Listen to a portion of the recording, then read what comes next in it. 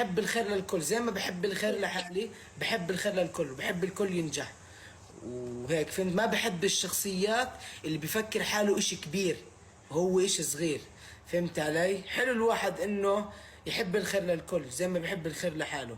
يعني اكيد انا الحمد اكيد لله صح. مش ناقصني اشي يعني.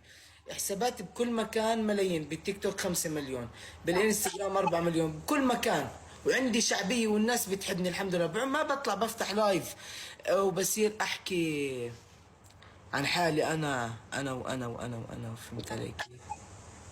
حلو الواحد يكون انسان قلبه هيك نظيف.